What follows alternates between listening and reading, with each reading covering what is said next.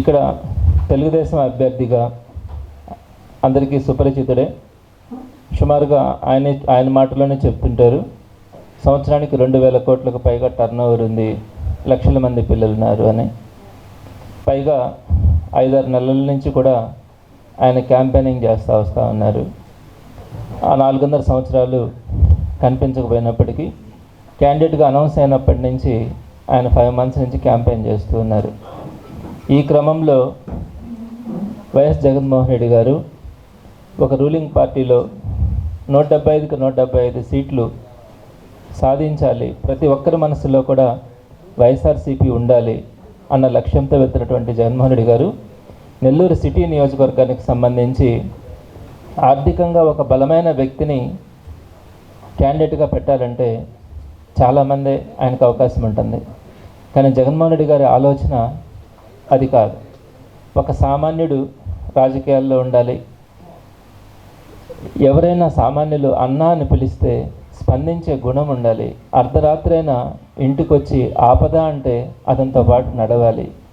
ఇలాంటి వ్యక్తులు రాజకీయాల్లో ఉండాలి. డబ్బులు మాత్రమే రాజకీయాలకి ప్రాధాన్యత కాకూడదు. 5 సంవత్సరాలు వాళ్ళ గడప గడపకి తిరగగలగాలి. అలాంటి సామాన్యులు రాజకీయాల్లో ఉండాలన్న ఆలోచనతో ఒక సామాన్యుడైనటువంటి ఖలీల్ అహ్మద్ని నెల్లూరు సిటీ ఎమ్మెల్యేగా క్యాండిడేట్గా ఆయన మనకు అనౌన్స్ చేస్తున్నారంటే సీఎం గారి గట్స్ ఏంటో అందరికీ అర్థమవుతాయి. ఈరోజు ఖలీల్ అహ్మద్ గారి క్యాంపెయినింగ్లో వస్తున్నటువంటి ఆదరణ అందరూ కూడా చూస్తూ ఉన్నారు. చాలా అద్భుతంగా ఉంది, చాలా సంతోషంగా కూడా ఉంది. అయితే నేను ఇక్కడ మీ అందరి దృష్టికి కొన్ని మాటలు నేను తీసుకురాదలుచుకున్నాను. నారాయణ గారు, అనిల్ కుమార్ గారు ఇక్కడ వైఎస్ఆర్సీపీ క్యాండిడేట్గా ఉన్న రోజులు ఆయన మాట్లాడిన పదాలు, నేను ఎవరిని విమర్శించను, నేను చాలా డిగ్నిఫైడ్ పర్సన్ని అని చెప్పుకోవడం మనం గమనించాం. అయితే ఎప్పుడైతే క్యాండిడేట్ మారినాడో ఆ రోజు నుంచి ఆయనలో అహంభావం ఎక్కువైంది. అది మీ అందరూ కూడా గమనించుంటారు. గౌరవ ముఖ్యమంత్రి గారి స్థాయి కానీ నారాయణ గారి స్థాయి కానీ అందరికీ తెలిసిందే. పదే పదే ఆయన గురించి సైకో అనడం, రాక్షస పాలన అనడం, ఇలాంటి అమితమైనటువంటి పరుష పదజాలం ఎవ్వరూ వాడట్లేదు. అంతటి అహంకారంతో నారాయణ గారు మాట్లాడుతున్నారు. సరే, అది ఆయన నేచర్ అయితే ఎవరు కూడా కాదనలేరు. కానీ మొదట్లో నేను చాలా ఎవరిని విమర్శించే వ్యక్తిని కాదు, ఎవరి గురించి పరుషంగా బాధపడే మాటలు మాట్లాడను అని చెప్తున్న వ్యక్తి ఒక్కసారిగా ఈ మార్పుని మీరు అందరూ కూడా గమనిస్తే మీకు అర్థమవుతుంది. నేను కూడా అభివృద్ధి గురించి కొన్ని పదాలు మాట్లాడాను. దానికి నిన్నగాక మొన్న నా గురించి కూడా మాట్లాడుతూ ఆయనకి నా పేరు చెప్పడం కూడా ఇష్టం లేదు అన్నాడు. బహుశా ఆయన నాకంటే ఆస్తిలో నేను చాలా చిన్నవాడిని, నేను దాన్ని కాదని చెప్పను. అంత మాత్రాన ఏ రకంగా కూడా నేను అనుకుంటాను, ఏ రకంగా కూడా నేను అంత తక్కువ కాదేమో అనుకుంటాను. మరి పేరు చెప్పడం ఇష్టం లేకపోతే పేరు చెప్పకుంటే సరిపోద్ది, వైసీపీ అధ్యక్షుడైనా సరిపోద్ది. వైసీపీ అధ్యక్షుడు అతని పేరు చెప్పడానికి కూడా ఇష్టపడను అంటే అంత అహంకారం ఏంటి? ఎందుకు అంత మనుషులంటే అంత చిన్న చూపు అవతల వ్యక్తులంటే? మేము ఎప్పుడైనా ఆయన గురించి ఒక చిన్న పొరపాటైనా మాట్లాడామా? నారాయణ గారైనా మాట్లాడతాము. ఇప్పటికీ అదే గౌరవం ఉంది. మీరెందుకు అలాంటి మాటలు మాట్లాడతారు? యువతల వాళ్ళకి విలువలు ఉండవా? ఎవరికైనా ఒక గౌరవం ఉంటుంది. సరే, మీరు చెప్పారు. ఇప్పుడు మీ గురించి వాస్తవాలను నేను ప్రజల దగ్గరికి కూడా తీసుకురావడానికి ప్రయత్నిస్తున్నాను. ఒకటి, నారాయణ గారు ఎక్కువగా చెప్తున్నటువంటి అబద్ధపు ప్రచారం, ఆయన నేను అభివృద్ధి చేశాను అని చెప్పడం. పాపం చాలామంది ప్రజలు నిజమేనేమో నారాయణ గారు అభివృద్ధి చేస్తున్నారు నెల్లూరుని అని అనుకుంటూ ఉంటారు. ఆయన చెప్పే పదాలు 4 పదాలు చెప్తారు: underground drainage, water system, AC bus స్టాప్లు, అన్నా క్యాంటీన్లు, నెక్లెస్ రోడ్డు. ఈ 5 పాయింట్ల గురించి చెప్తారు. ఈ 5 పాయింట్ల గురించి నేను ప్రజలకి సవివరంగా వివరించదలుచుకున్నాను. అందులో భాగంగా ఈరోజు 2 పాయింట్స్ని మాత్రమే వివరిస్తాను. ఒకటి under ground drainage, 2 water system. ఈ రెండింటి గురించి మీ ద్వారా ప్రజలకు వాస్తవాలు తెలియచేయాలా అన్న ఆలోచనతో మీ ముందుకు రావడం జరిగింది. పాత్రికేయ మిత్రులందరికీ కూడా నమస్కరించి తెలియజేస్తున్నాను. అందరూ కూడా వాస్తవాలని ప్రజలకు తెలియజేసినప్పుడు అది మీరు ఈ సమాజానికి చేస్తున్నటువంటి మంచి కార్యక్రమం. తద్వారా ఈ వాస్తవాలని తెలియచేయాలని మిమ్మల్ని అందరినీ కూడా రిక్వెస్ట్ చేస్తాను. మొట్టమొదటిది స్క్రీన్లో కొంచెం ఫుల్గా రాలేదు కాబట్టి ఓవరాల్గానే ఎక్స్ప్లెయిన్ చేస్తాను. మొదటిగా అండర్ గ్రౌండ్ డ్రైనేజ్కి ఒక ఎస్టిమేషన్స్ వేసుకున్నారు. 519 కోట్లు ఖర్చు అవుతుందని, వాటర్కి వచ్చేటప్పటికి 493 కోట్లు ఖర్చు అవుతుందని ఎస్టిమేషన్స్ వేసుకున్నారు. దాన్ని బెంచ్ మార్క్ వాల్యూ అంటాం. మరి ఇక్కడ అండర్ గ్రౌండ్ డ్రైనేజ్ తీసుకుంటే సుమారుగా 8.8% ఎక్సెస్తో టెండర్ని యాక్సెప్ట్ చేయడం జరిగింది. తద్వారా 45.69 కోట్లు ఎక్సెస్ని కోట్ చేయడం జరిగింది. జనరల్గా ఎక్స్పర్ట్స్ ఒక ఎస్టిమేషన్స్ వేసిన తర్వాత సుమారుగా 8.8% ఎక్సెస్కి వెళ్ళడం అంటే ఆ డబ్బులన్నీ ఇటుపోతాయి అన్నది కూడా మీరు ఆలోచించాలి. అలానే వాటర్ స్కీమ్కి వచ్చేటప్పటికి నియర్లీ 4% ఎక్సెస్ వేసినారు. అలా టోటల్గా మనకి అండర్ గ్రౌండ్ డ్రైనేజీకి 625 కోట్లు ఖర్చు అవుతుంది అని చెప్పి ఒక టెండర్లో పొందుపరచడం జరిగింది. ఈ రూపంలో ఇంత ఖర్చు అవుతుంది, 625 కోట్లు ఖర్చు అవుతుంది అండర్ గ్రౌండ్ డ్రైనేజీకి. అదేవిధంగా వాటర్ సిస్టమ్కి 556 కోట్లు ఖర్చు అవుతుంది అని నిర్ణయానికి వచ్చిన తర్వాత ఎవరమైనా కూడా అండి కొంత డబ్బులు మనం పెట్టుకుంటాం, కొంత డబ్బులు అప్పు తెచ్చుకుంటాం. అది వాస్తవం. మనం ఇల్లు కట్టుకోవాలనుకున్న ఏదైనా కూడా. కానీ నారాయణ గారు చేసింది ఏంటంటే 90% హడ్కో లోన్కి 11% రేట్ ఆఫ్ ఇంట్రెస్ట్తో వెళ్ళడానికి ఆయన అప్లై చేశారు. 90% లోన్, 10% మేము పెట్టుకుంటాము అన్నారు. కానీ ఆ 10% కూడా పెట్టలేదు. కంప్లీట్గా ప్రభుత్వ సహాయం 0. రాష్ట్ర ప్రభుత్వం కానీ కేంద్ర ప్రభుత్వం కానీ 0.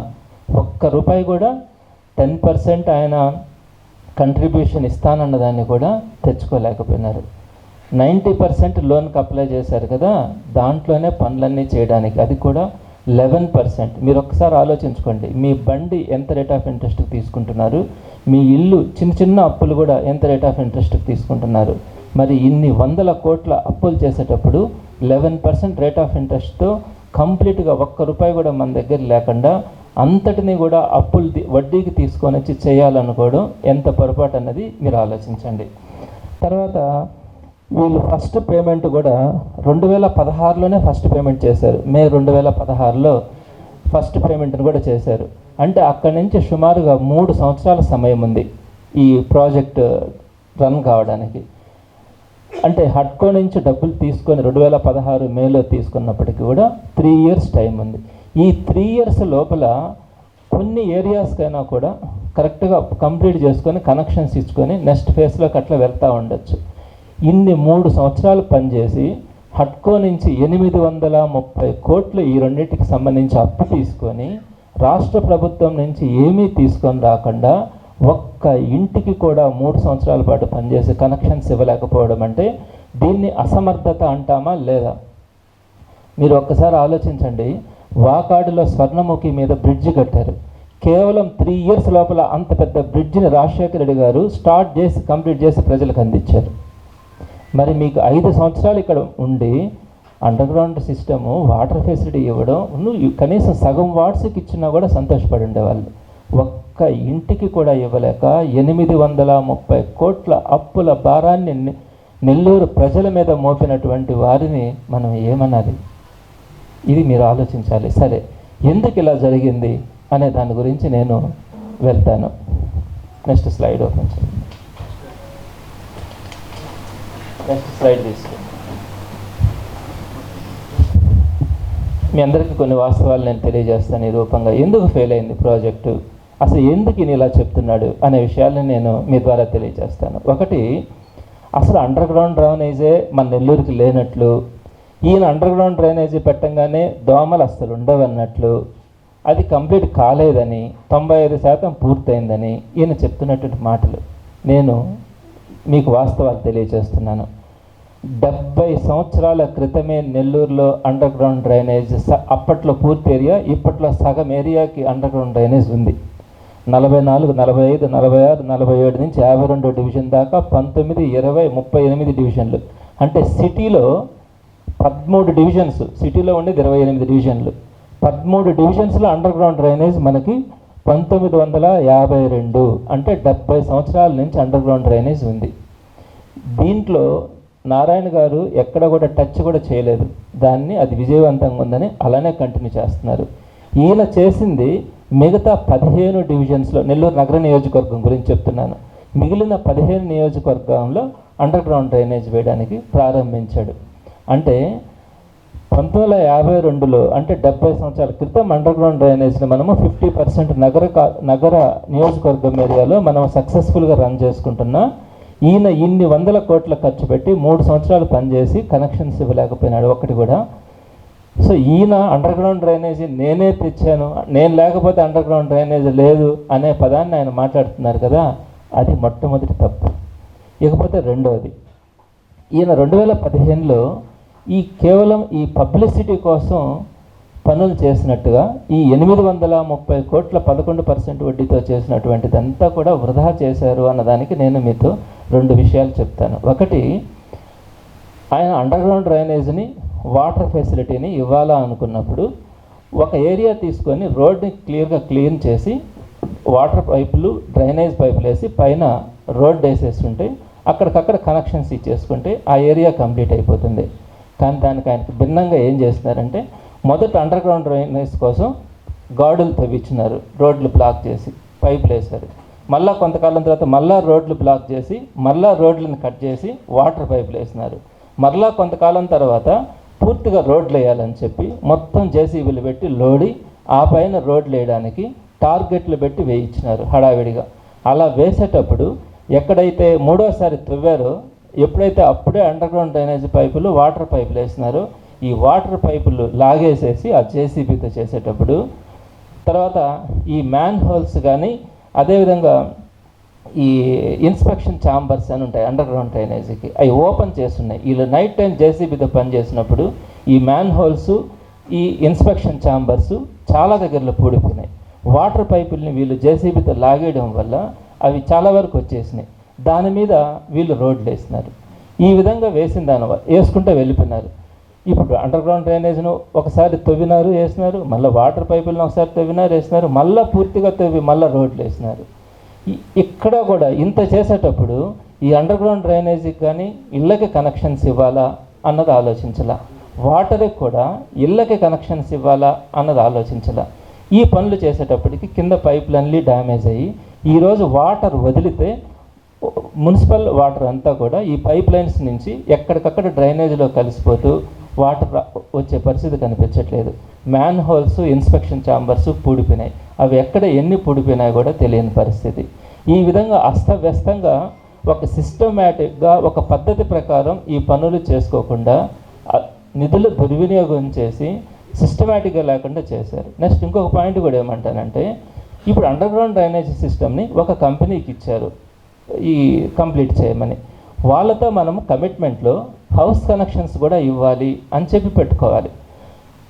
హౌస్ కనెక్షన్స్ గురించి ప్రస్తావన లేకుండా మీరు కాంట్రాక్ట్కి ఇచ్చుకున్నారు.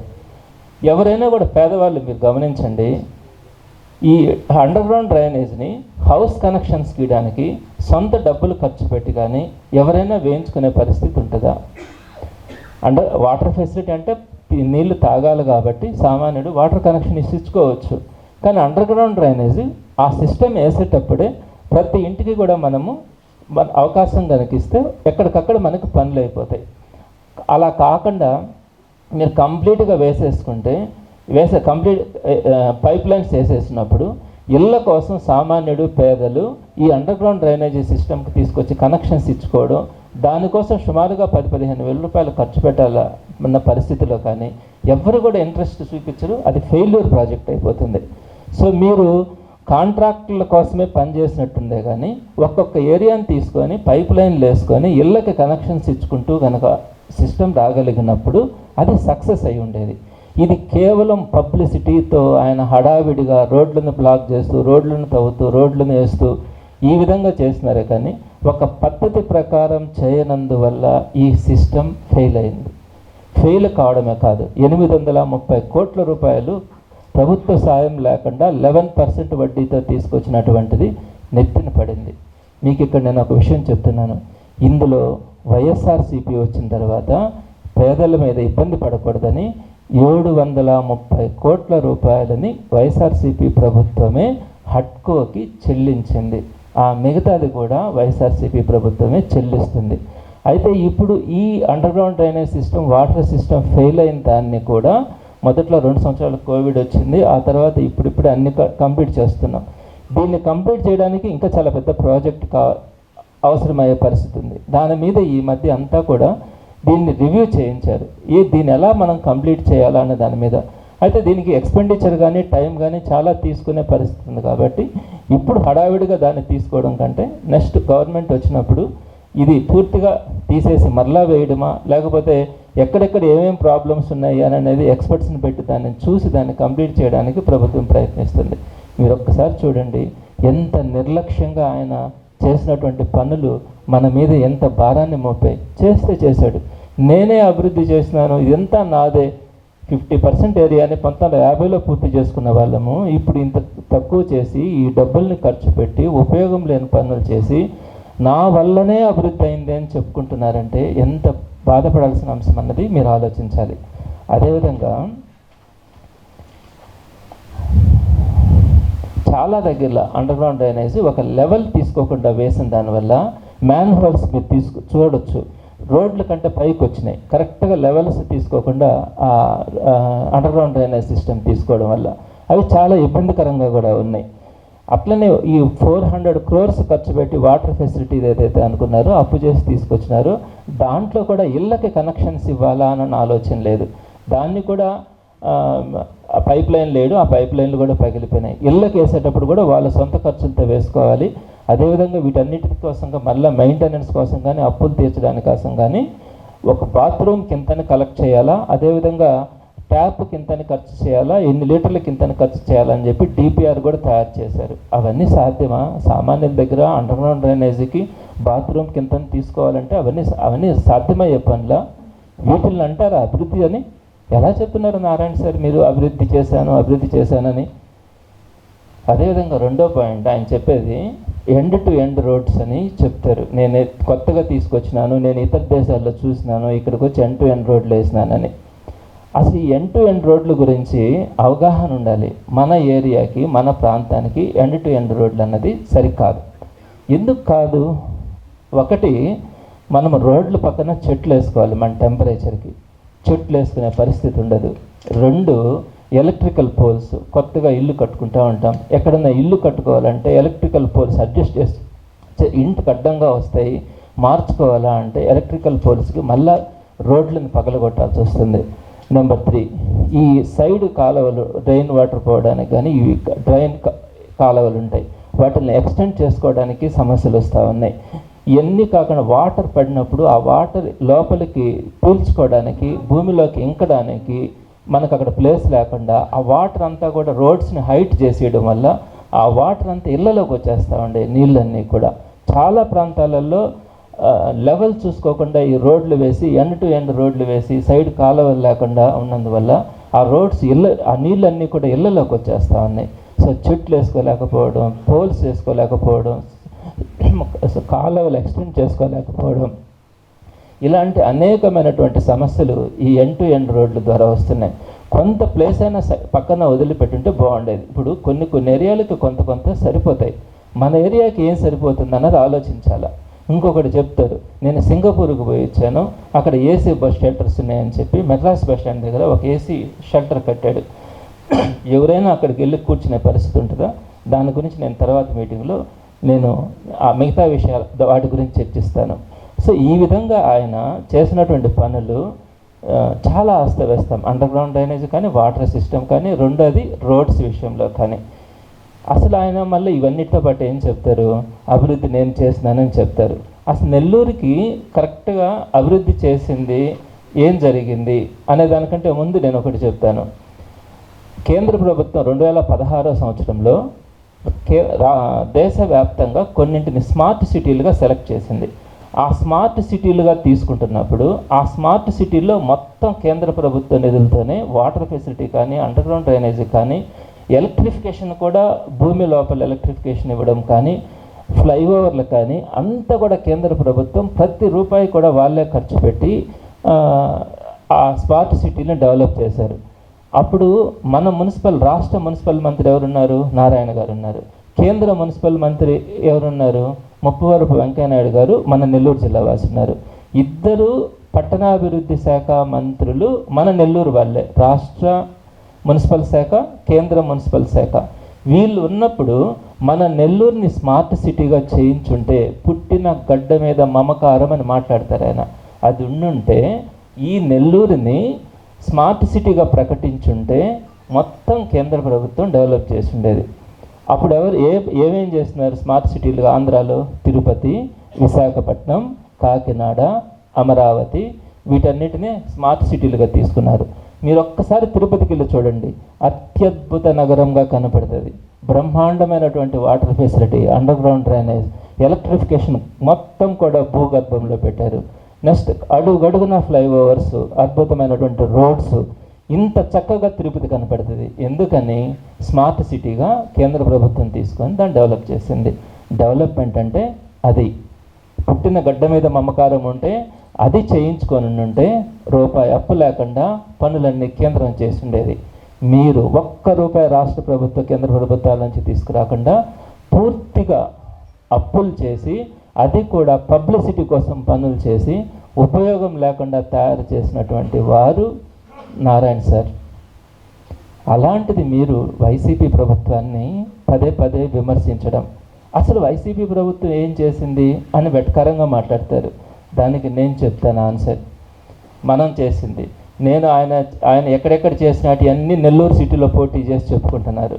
నేను ఇప్పుడు చెప్తున్నాను, ఆయన పోటీ చేస్తున్న నెల్లూరు సిటీ నియోజకవర్గంలో జరిగిన పనుల గురించి మాత్రమే మాట్లాడతాను. ఒకటి, మనము 100 కోట్లతో సర్వేపల్లి కెనాల్ శాశ్వత రిబిట్మెంట్ చేసుకున్నాం. అది ఇప్పుడిప్పుడే ఇంకొక నెల లోపల పూర్తవుతుంది, బ్యూటిఫికేషన్తో సహా. ఎక్సలెంట్గా వస్తుంది ఆ ప్రాంతం అంతా. ఒకప్పుడు అది మురికి పట్టి అక్కడ ఎట్లాంటి పరిస్థితులు ఉంటాయో మీకు తెలుసు. 100 కోట్లతో సర్వేపల్లి కెనాల్కి శాశ్వత రిబిట్మెంట్. ఇంకొక 100 కోట్లతో అద్భుతంగా జాఫర్ సాహెబ్ కెనాల్ రిబిట్మెంట్.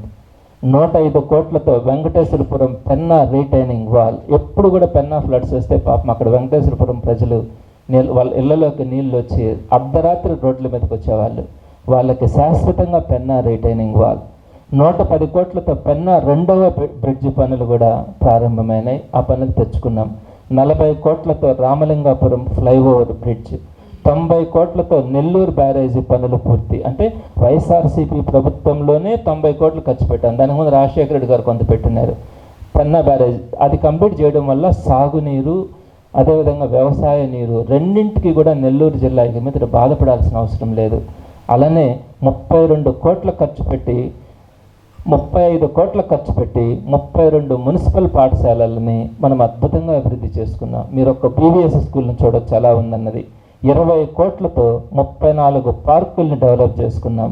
150 కోట్లతో రోడ్స్, డ్రైన్స్, ఎక్కడెక్కడ వ్యాకెన్సీస్ ఉన్నాయో వాటన్నిటిని చక్కగా వేసుకున్నాం. 15 కోట్లతో షాదీ మంజిల్ కోషా హాస్పిటల్కి మనం ఏర్పాటు చేసుకున్నాం. 10 కోట్ల ఖర్చుతో 11 అర్బన్ హెల్త్ క్లినిక్స్ని కట్టుకున్నాం. 101 కోట్లతో 132 కేవీఏ సబ్స్టేషన్లు, 33/11 కేవీఏ సబ్స్టేషన్లని పెట్టుకోవడం వల్ల మనం ఈరోజు ప్రశాంతంగా కరెంటు పోతుంది అనే భయం లేకుండా ఉండగలుగుతాం. 600 కోట్ల విలువైన ఇళ్ల స్థలాలు పేద ప్రజలకు ఇచ్చుకున్నాం. కపాడుపాలెన్ని ఇంతకుముందు అసలు పట్టించుకోకపోతే 2.5 కోట్లతో అక్కడ రోడ్స్ కానీ అన్నీ డెవలప్ చేసుకున్నాం. దాంతోపాటు సీసీ కెమెరాలు కానీ, స్ట్రీట్ లైట్స్ కానీ, కర్మరుతు భవనాలు కానీ, అలానే వార్డుకి సచివాలయాలు కానీ, అర్బన్ హెల్త్ క్లినిక్స్ కానీ, లైబ్రరీలు కానీ, ఇలాంటి ఇన్ఫ్రాస్ట్రక్చర్ని అంతా ఏర్పరచుకున్నాం. సో ఈ పనులన్నీ కూడా మీరు ఒకసారి చూడొచ్చు.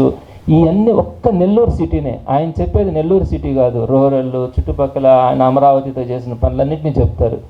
కేవలం నెల్లూరు సిటీలో మనము సంక్షేమ పథకాలు కాకుండా 1100 కోట్ల రూపాయలని ఓన్లీ నెల్లూరు నగర నియోజకవర్గంలో పేద సామాన్య ప్రజలకు కుల మత భేదాలు లేకుండా ప్రతి ఒక్కరికి కష్టాల్లో ఉన్నప్పుడు ఆరోగ్యశ్రీ దగ్గర నుంచి, అమ్మఒడి దగ్గర నుంచి ప్రతి ఒక్క ఇంటిని ఆదుకోవడంతో పాటు ఇవన్నీ కంప్లీట్ చేసాం. 2 సంవత్సరాలు కోవిడ్ ఉన్నప్పటికీ కూడా కంప్లీట్ చేసుకున్నాం.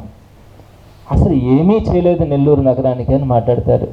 అసలు అభివృద్ధి అంటే నేనే, అభివృద్ధి అంటే చంద్రబాబు అని మాట్లాడతారు. ఇంతకంటే అబద్ధం ఇంకోటి ఉంటుందా నారాయణ సార్?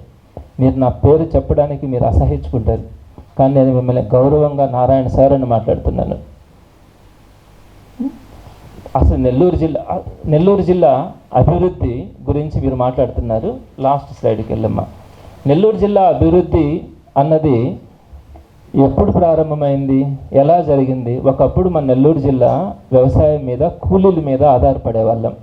అలాంటి పరిస్థితుల్లో నెల్లూరు జిల్లా అభివృద్ధి అయింది. ఈరోజు నెల్లూరు జిల్లా ప్రజలు సంతోషంగా ఉన్నారు అంటే రాజశేఖర రెడ్డి గారు 2007, 2008, 2009 ఈ 3 సంవత్సరాల్లో ప్రారంభించిన కృష్ణపట్నం పోర్టు కావచ్చు, శ్రీ సిటీ కావచ్చు, మేనకూరు సెజ్ కావచ్చు, మాస్ ఫ్యాబ్రిక్ పార్కులు కావచ్చు, మాంబట్టు సెజ్ కావచ్చు, అపాచీ సెజ్ కావచ్చు, కృష్ణపట్నం సెజ్ కావచ్చు, ఇఫ్కో కిసాన్ సెజ్ కావచ్చు, మనకంటూ ఒక యూనివర్సిటీని ఇచ్చిన విక్రమసింహపురి యూనివర్సిటీ కావచ్చు, నెల్లూరుకు ఒక ప్రభుత్వ మెడికల్ కాలేజీ ఉండాలి అని ప్రభుత్వ మెడికల్ కాలేజీ కావచ్చు, వాకాడు స్వర్ణముఖి బ్యారేజ్ కావచ్చు, ఇవన్నీ కూడా నాడు రాజశేఖర రెడ్డి గారు ప్రారంభించి వీటి వల్ల ఈరోజు ఉద్యోగం వచ్చింది, భూముల రేట్లు పెరిగినాయి.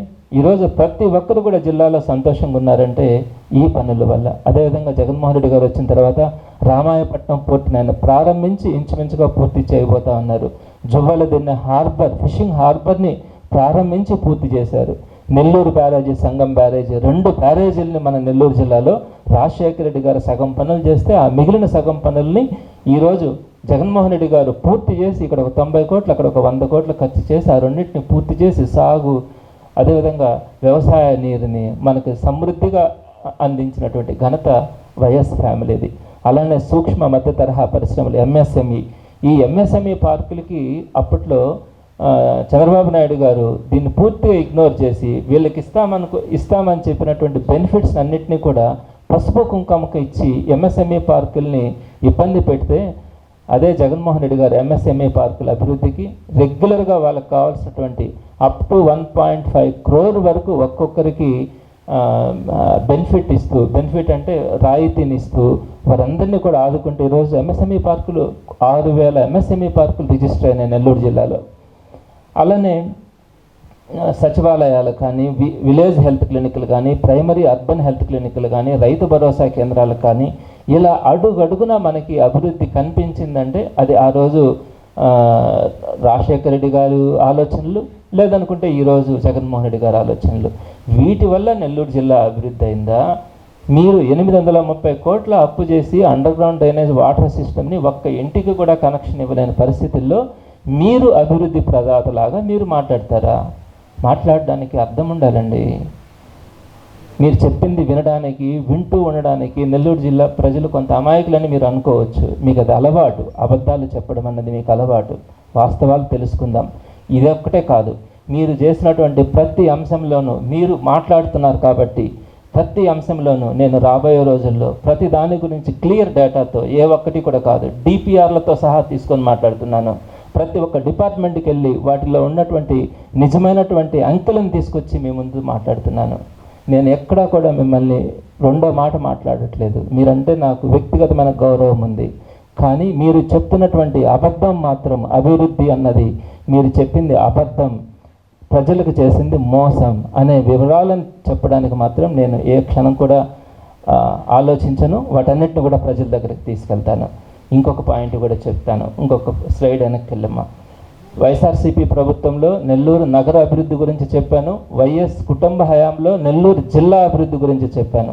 నెల్లూరు నగరం నిజంగానే అభివృద్ధి చెందిందా? మీరు కొన్ని చెప్పినారు కదా అంటారు. కొన్ని ఎగ్జాంపుల్స్ చెప్తాను.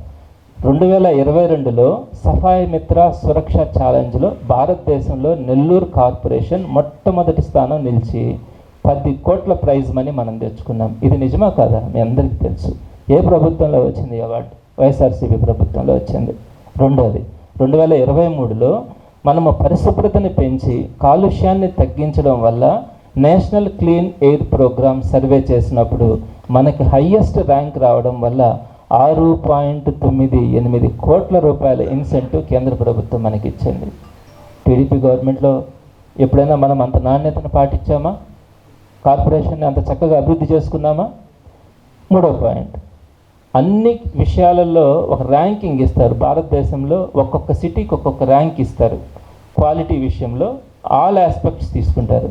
నారాయణ గారు మున్సిపల్ మంత్రిగా ఉన్నప్పుడు ఆయన దిగిపోయే రోజుకి మనం 109వ ర్యాంకులో ఉంటే అది ఈ రోజుకి 60వ ర్యాంకుకి వచ్చింది.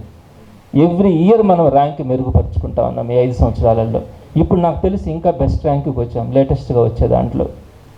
ఈ విధంగా మనము ఏ రకంగా తీసుకున్నా కూడా నెల్లూరుని అభివృద్ధి చేసుకున్నాం. నెల్లూరు జిల్లా కూడా అభివృద్ధి అయింది వైఎస్ కుటుంబం పరిధిలో మాత్రమే.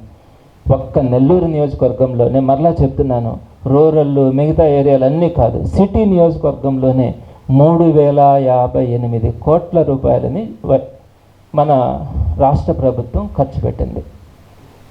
అప్పులు చేసి కాదు, అప్పులు తెచ్చి భారం పెట్టి కాదు. సో దీన్ని మనం అభివృద్ధి అంటామా, అబద్ధాలు చెప్పడాన్ని అభివృద్ధి అంటామా? పెద్దలు నారాయణ గారు ఆలోచించుకోవాలి. ఇంకొకటి కూడా చెప్తున్నాను, మీరు ఈ మధ్యకాలంలో ముఖ్యమంత్రి గారికి కళ్ళు నెత్తికెక్కాయని మాట్లాడారు. ఎవరిని మాట్లాడతారు కళ్ళు నెత్తికెక్కాయని? మీ దగ్గర అటెండర్నో వాచ్మెన్నో మాట్లాడతారు. అంతేగాని ఒక ముఖ్యమంత్రి స్థాయిలో వ్యక్తిని కళ్ళు నెత్తికెక్కాయంటే ఏంటి అర్థం? ఇలాంటి అహంకారమైనటువంటి మాటలు అన్నమాదాన్ని అంత మీరు నేను చాలా పద్ధతిగా మాట్లాడతానని చెప్పుకుంటూ ఈరోజు ఇంత ఇదిగా ఒక ఫ్రస్ట్రేషన్లో మీ కిందుండే స్టాఫ్ని, మీ కిందుండే కింద పనిచేసే వ్యక్తుల్ని మాట్లాడినట్టుగా అటు తెలుగుదేశం పార్టీ కార్యకర్తలను కానీ, ఇటు ప్రజలను కానీ, ఇటు మిగతా అపోజిషన్ వాళ్ళని కానీ, ప్రతి ఒక్కరిని కూడా మీరు ఈ విధంగా మాట్లాడుతూ సంబోధిస్తూ ఉన్నారంటే ప్రజలందరూ గమనించారు. రాజకీయాలకి నారాయణ సార్ సరిపోడు, రాజకీయాలలో నారాయణ సార్ ఒక అపరిచితుడు, పని ఉంటే ఒకలాగుంటారు, పని అయిన తర్వాత ఇంకొకలాగుంటారని ప్రతి ఒక్కరికి తెలుసు. అందుకే నారాయణ గారిని రాజకీయాలకి కరెక్ట్ కాదన్నది ఈరోజు ప్రజలందరి అభిప్రాయం. రాబోయే రోజుల్లో మరిన్ని వివరాలను మీకు అంతా అప్డేట్ చేయడానికి నేను మీ ముందు ఉంటానని సవినయంగా మీకు తెలియజేస్తున్నాను. నారాయణ మాటలని తప్పుపడుతున్నారు, అయితే ప్రచారం చేసినటువంటి నారాయణ మాటలు తప్పుపడుతున్నారు. అయితే అసెంబ్లీ సాక్షిగా వైసీపీ ఎమ్మెల్యేలు కానీ మంత్రులు కానీ చంద్రబాబు నాయుడిని అంతకన్నా దారుణంగా తిరిగినటువంటి పరిస్థితులు అది దీన్ని ఎలాగో. ఇక్కడ ఒక చిన్న మాట చెప్తాను సార్. రాజకీయాల్లో ఎప్పుడు కూడా వారు ఒకటంటే వీళ్ళు ఒకటి అనడం, వీళ్ళు ఒకటంటే వాళ్ళు ఒకటి అనడం కొంతవరకు జరుగుతూ ఉంది. నేను దాన్ని కాదని లేకపోతాను. కొంతమంది ఇప్పుడు నేను మాట్లాడితే మాట్లాడచ్చు, కానీ నేను అలా కాదు, నేను చాలా నీతిమంతుడిని, నేను ఎప్పుడు ఏమీ మాట్లాడను, నేను అభివృద్ధి గురించి ఆలోచిస్తాను అని చెప్తున్నటువంటి వ్యక్తి ఈరోజు పచ్చి అబద్ధాలు చెప్పడంతో పాటు ఒక ముఖ్యమంత్రి స్థాయి వ్యక్తిని మాట్లాడడం అన్నది ఆయన మాట్లాడుతున్న దానికి ఆయన చేస్తున్న దానికి సంబంధం లేని పొంతన ఒక అపరిచితమైన వ్యక్తిలాగా ప్రవర్తిస్తున్నాడని ఒక పాయింట్గా నేను చెప్పాను. ఇకపోతే రెండో పాయింట్, అసెంబ్లీ సాక్షిగా జరిగింది అని అనేది మీరు అంటున్న పాయింట్. నేనేమంటానంటే చంద్రబాబు నాయుడు గారికి జగన్మోహన్ రెడ్డి గారికి ఉన్న తేడా ఏంటంటే, జగన్మోహన్ రెడ్డి గారు ఏదైనా స్ట్రైట్గా మాట్లాడమంటారు, స్ట్రైట్గా చెప్పమంటారు. చంద్రబాబు నాయుడు గారు ప్రొవోక్ చేస్తారు, ఒక విషయాన్ని అవతలాలు మాట్లాడించి తద్వారా తన సానుభూతి పొందాలనుకునే విధంగా ప్రవర్తిస్తారు. ఈయన చేసే ప్రతి పని కూడా అవతలాలను రెచ్చగొట్టినట్టుగా ఉంటుంది. కాబట్టి కొన్ని సందర్భాల్లో వాళ్ళు వీళ్ళు మాట్లాడుకున్న సందర్భాలు ఉన్నాయి. మీరు ప్రధానంగా వైజాగ్లో కనుక తీసుకుంటే, ఆయన పేరు ఐడియా లేదు నాకు, ఒక మాజీ మంత్రి, అతను మాట్లాడింది ఎప్పుడు నా కొడుకనే మాట్లాడతారు. సో ఎవరు ఇంకా ఆ మాటల గురించి నేను పూర్తిగా వెళ్ళట్లేదు. ఇక్కడ నెల్లూరు నగర నియోజకవర్గం గురించి ఈయన చేస్తున్నటువంటి తీరు ప్రవర్తన గురించి నేను మీ ముందుకు తీసుకురాదలిచినాను. మారితే రాజకీయాలు మారి అందరూ కూడా వాళ్ళు కానీ వీళ్ళు కానీ పద్ధతిగా ఉంటే మాత్రం సంతోషించదగినటువంటి విషయమే. నెల్లూరు నగరంలో మీరు చెప్పినట్లుగా అభివృద్ధి కార్యక్రమాలు జరిగాయి, అయితే అప్పులు చేశారు. అభివృద్ధి కార్యక్రమాలు జరిగాయని కూడా నేను అనలేదు, జరగలేదు. మిగిలిపోయినటువంటి అభివృద్ధి కార్యక్రమాన్ని ఇప్పుడు పూర్తి చేయలేకపోయిన ఆరోపణలు. దీని గురించి నేను పూర్తిగా కూడా ఇందాక నేను వివరించినాను. అంటే దాన్ని రిపేర్ చేయడానికి వీలు కానట్టుగా ఆయన ఆ పనుల్ని పైపులు పగలగొట్టడం దగ్గర నుంచి అన్నీ జరిగినాయి. వాటన్నిటి మీద కూడా ఈ మధ్య ఒక కమిటీ వేసి దాన్ని ఎలా కంప్లీట్ చేయాలనే దాని మీద ఇంచుమించుగా 6-7 నెలల పాటు ఒక వర్క్ జరిగింది. సో అది ఇప్పటికిప్పుడు జరిగేది కాదు. నెక్స్ట్ గవర్నమెంట్ వచ్చిన తర్వాత దానికి ఒక బడ్జెట్ అప్పులతో కాకుండా గవర్నమెంట్ దగ్గర నుంచి తీసుకొని వచ్చి ఆ పనులన్నీ కంప్లీట్ చేయడానికి విజయసాయిరెడ్డి గారు కూడా దాంతో అందరితో కూడా మాట్లాడడం జరిగింది. అది చిన్న రిపేర్ వర్క్ అయితే కాదు, దాన్ని మరలా పూర్తి స్థాయిలో చేయాల్సినటువంటి పరిస్థితి కల్పించినారు. అది కంప్లీట్ చేయడానికి ఒక కమిటీ నిర్ణయం ప్రకారం మేము ఒక డెసిషన్ కూడా తీసుకోవడం జరిగింది. తప్పకుండా రాష్ట్ర కేంద్ర ప్రభుత్వాల నిధులతోనే మనం వాటన్నిటిని కూడా అద్భుతంగా తయారు చేసుకుంటాం.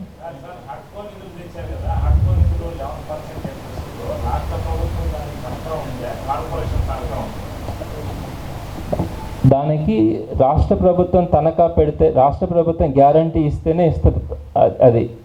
మరి రాష్ట్ర ప్రభుత్వం గ్యారంటీ ఇచ్చినా కూడా భారం అయితే ఖచ్చితంగా కార్పొరేషన్ మీద ఉంటుంది.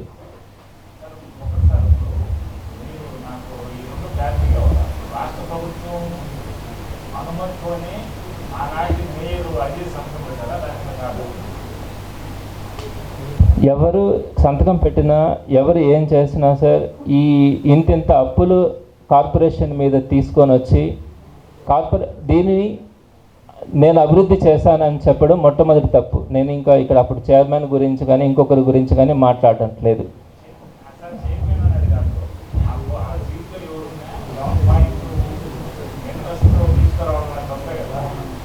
11% అన్నది చాలా ఎక్కువ రేట్ ఆఫ్ ఇంట్రెస్ట్. మనం బండి కొంటే 8% తీసుకుంటాం, ఇల్లు కట్టుకుంటే 9% రేట్ ఆఫ్ ఇంట్రెస్ట్ తీసుకుంటాం. 11% అన్నది హైయెస్ట్ రేట్ ఆఫ్ ఇంట్రెస్ట్. ఏదైనా కూడా మంత్రి కాదని ఎవరు ఎదురు మాట్లాడే పరిస్థితులు ఉండుండవని నేను అనుకుంటాను సార్. అయితే సార్ ఇప్పుడు మీరు అన్నదాన్ని బట్టి చూస్తే ప్రజాధనం దుర్వినియోగం అయిందని తెలుస్తుంది. మరి దీని పరిస్థితి ప్రజల ధనం దుర్వినియోగం అయింది కదా, దీన్ని ఏం చేస్తారు? దీనికి కంప్లీట్గా పూర్తిగా వైఎస్ఆర్సీపీ గవర్నమెంట్ ఈ అప్పులు ఇవన్నీ కూడా కట్టడంతో పాటు వీటన్నింటినీ మరలా ఎలా ప్రజల్లోకి అందుబాటులోకి తీసుకురావాలి అన్న అంశం మీద ఈ మధ్య ఒక వర్క్ కూడా చేయించడం జరిగింది. సో మేము రాబోయే రోజుల్లో దీని గురించి ఒక మేనిఫెస్టో కూడా ఇస్తూ ఉన్నాము. దాంట్లో కూడా మేము పొందుపరుచిపోతూ ఉన్నాము. దీన్ని మళ్ళీ ఏ విధంగా రెక్టిఫై చేయబోతున్నాము, ఎలా ప్రజలకు అందుబాటులోకి తీసుకొస్తామనే విషయం మీద డెఫినెట్గా చాలా అద్భుతంగానే చేయించడం జరుగుతుంది. ఇంకేదన్నా